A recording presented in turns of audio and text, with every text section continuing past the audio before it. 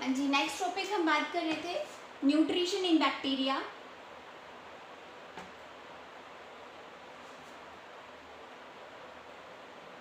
देखो, आपने सुना होगा कि जो ऑर्गेनिजम्स हैं वो ऑटोट्रॉपिक होते हैं या हेटरोट्रॉपिक होते हैं। जैसे हम कंप्लीटली हेटरोट्रॉपिक है, प्लांट्स हैं ऑटोट्रॉपिक है, लेकिन बैक्टीरिया के अंदर दोनों तरह का मतलब हर टाइप का न्यूट्रिशन मिलता है। मतलब बैक्टीरिया ऑटोट्रॉपिक भी होते हैं और हेटरोट्रॉपिक भी होते हैं। जो हेटरोट्रॉपिक भी न्यूट्रिशन शो करते हैं और ऑटोट्रॉपिक न्यूट्रिशन भी शो करते हैं। अब मैं बात करूँ ऑटोट्रॉपिक में, तो ऑटोट्रॉपिक में फर्दर आप पढ़ते होंगे कि भाई ऑटोट्रॉपिक न्यूट्रिशन दो तरह का होता है। एक जिसमें फोटोसिंथेसिस होती है, फोटोसिंथेसिस, और एक जो होती है कीमोसिंथेसिस। ठीक है, फोटोसिंथेसिस आप जानते हो, फोटोसिंथेसिस मतलब जिसमें जो खाना है वो क्या बनेगा, लाइट के प्रेजेंस में बनेगा। ठीक है, ऑटोट्रॉपिक न्यूट्रिशन में क्या होता है, जिसमें ऑर्गेनिक फूड बनाते हैं organisms inorganic raw material use करके, इनऑर्गेनिक रॉ मटेरियल यूज करके ऑर्गेनिक फूड बनाते हैं। जैसे हम जानते हैं जैसे प्लांट्स में होता है कि सनलाइट लेते हैं, CO2 लेते हैं, वाटर लेते हैं और अपना खाना बना लेते हैं। ऑर्गेनिक फूड, इनऑर्गेनिक, ये सारे इनऑर्गेनिक तो है, CO2 वाटर, और ऑर्गेनिक फूड में क्या बनाते हैं, ऑर्गेनिक क्या है, स्टार्च। सेम बैक्टीरिया भी करते हैं ऐसे कि एक तो होते हैं जो फोटोसिंथेटिक होते हैं, मतलब जो लाइट के प्रेजेंस में अपना खाना बनाएंगे। ठीक है, और एक होते हैं कीमोसिंथेसिस, मतलब जो कोई इनके सराउंडिंग में अगर कोई केमिकल प्रेजेंट होता है उसकी ऑक्सीडेशन करते हैं, वहां से जब वो एनर्जी निकलती तब खाना बनाते हैं। मतलब ये सनलाइट यूज नहीं करते एनर्जी के लिए, एनर्जी का सोर्स होगा, इसमें सनलाइट नहीं होगा, इसमें फोटो सनलाइट होगी एनर्जी का सोर्स। इसमें क्या करेंगे, जो इनके सराउंडिंग में कोई केमिकल प्रेजेंट होगा उसकी ऑक्सीडेशन करेंगे, उससे जो एनर्जी निकलेगी उस एनर्जी का यूज करके वो अपना खाना बनाएगी। ठीक है, जैसे एग्जाम्पल फोटोसिंथेटिक बैक्टीरिया की अगर मैं बात करूँ तो ग्रीन सल्फर बैक्टीरिया,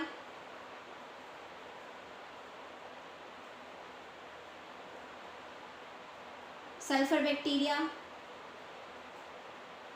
ये क्या है, हमारे फोटोसिंथेटिक होते हैं। ठीक है, कीमोसिंथेटिक की अगर मैं बात करूँ तो नाइट्रीफाइन बैक्टीरिया, नाइट्रीफाइन बैक्टीरिया नाम से पता चल रहा है जो नाइट्रोजन को as a energy source use करते हैं। और आयरन बैक्टीरिया जो आयरन को ऑक्सीडाइज करके यूज करते हैं एनर्जी। और इसके अलावा सल्फ्यूरिक जो सल्फर को यूज करते हैं आयरन के सोर्स के लिए। मीथेन बैक्टीरिया, मिथेनोजेंस जो मीथेन को यूज करते हैं। ठीक है, तो ये ऑटोट्रॉपिक हो गए। अब हम नेक्स्ट बात करते हैं हेटरोट्रॉपिक न्यूट्रिशन की।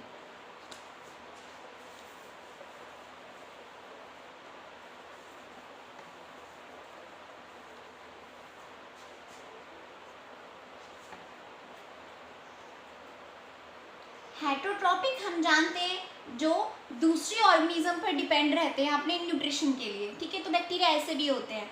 तो ये हेटरोट्रॉपिक न्यूट्रिशन भी हमारा कई तरह का होता है। जैसे एक होता है सैप्रोफाइटिक,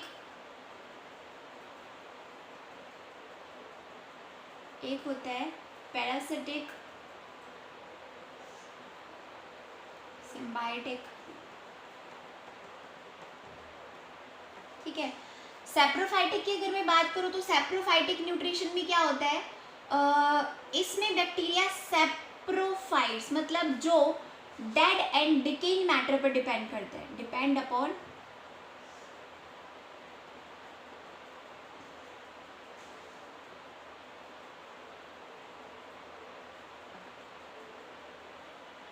मतलब बेसिकली ये डिकम्पोजर का काम करेंगे,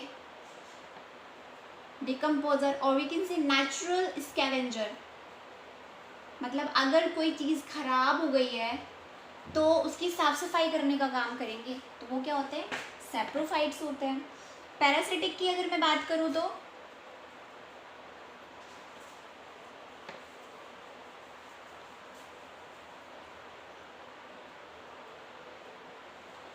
पैरासाइट मतलब जो अपनी ग्रोथ या अपनी नरिशमेंट के लिए किसी और ऑर्गेनिजम्स पर डिपेंड करते हैं, ठीक है।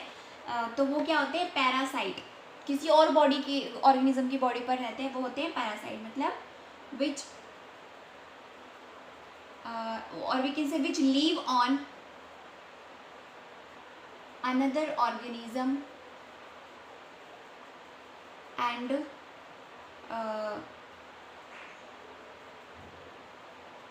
for their nourishment and growth, ठीक है। कई ऐसे पैरासाइट्स भी होते हैं जो डिसीज कोज करते हैं, ठीक है। तो तब हम उन पैरासाइट को पैथोजेंस का नाम देते हैं।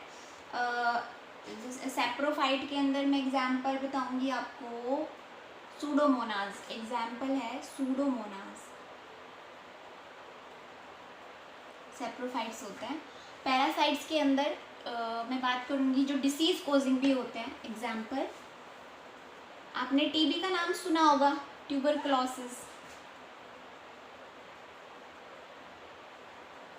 टीबी जिसको शॉर्ट में बोलते हैं, टीबी जो बीमारी है, ट्यूबरकुलोसिस, वो किससे होती है, बैक्टीरिया से होती है, पैथोजन होता है। और उस बैक्टीरिया का नाम है माइकोबैक्टीरियम।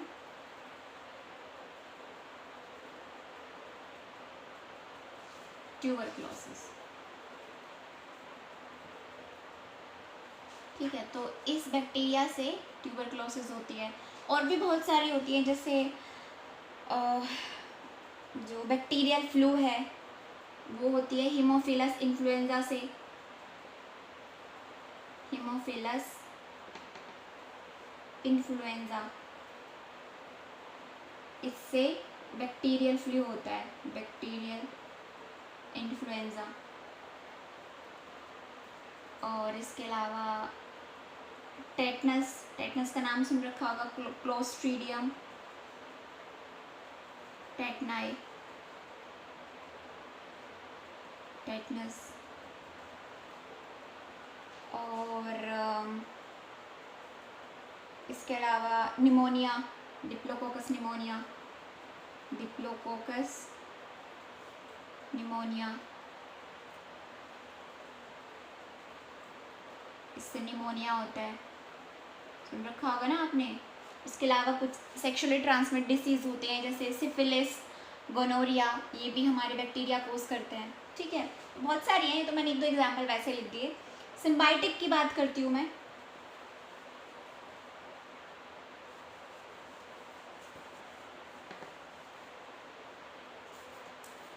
कि कुछ बैक्टीरिया ऐसे होते हैं जो सिम्बायोटिक एसोसिएशन में रहते हैं। सिम्बायोटिक एसोसिएशन का मतलब है सिम बायोटिक, मतलब सिम मतलब टुगेदर, बायो मतलब लाइफ, मतलब साथ में लाइफ। कि दो अलग अलग स्पीसीज के ऑर्गेनिज्म सब जब साथ में रहते हैं तो उसको बोलते हैं सिम्बायोटिक रिलेशनशिप, ठीक है। कि ये म्यूचुअल रिलेशनशिप में रहते हैं किसी ऑर्गेनिज्म के साथ में, किसी और दूसरे ऑर्गेनिज्म के साथ में। म्यूचुअल मतलब साथ रह रहे हैं तो एक दूसरे को बेनिफिट देते हैं। जैसे अगर मैं बात करूँ एस्चेरिया कोलाई, नाम सुन रखा होगा आपने ई कोलाई का, वो हमारे इंटेस्टाइन में रहता है, हमारे स्मॉल इंटेस्टाइन में रहता है एस्चेरिया कोलाई। एग्जाम्पल, एस्चेरिया कोलाई, ये हमारे स्मॉल इंटेस्टाइन में रहता है, लेकिन हमें फ़ायदा देता है। हम तो इसको क्या देते हैं, रहने के लिए जगह दे रहे हैं, और खाने के लिए हमसे फूड ले लेता है, नरिशमेंट ले लेता है वहाँ से, और बदले में हमें क्या देता है, बदले में हमें कई सारे अच्छे बेनिफिशियल विटामिन बना के देते हैं, जैसे विटामिन बी हो गया, विटामिन के हो गया, ठीक है, ये हमें बना के देता है। तो म्यूचुअल रिलेशन सिम्बायोटिक रिलेशनशिप हो गया ना, ठीक है, कि बदले में हम इसको कुछ देते हैं, बदले में ये हमें कुछ देता है, लेना देना, ठीक है, दोनों को बेनिफिट होता है। तो ये होता है सिम्बायोटिक रिलेशनशिप। नेक्स्ट थोड़ा सा रहता है, वो नेक्स्ट वीडियो में करते हैं।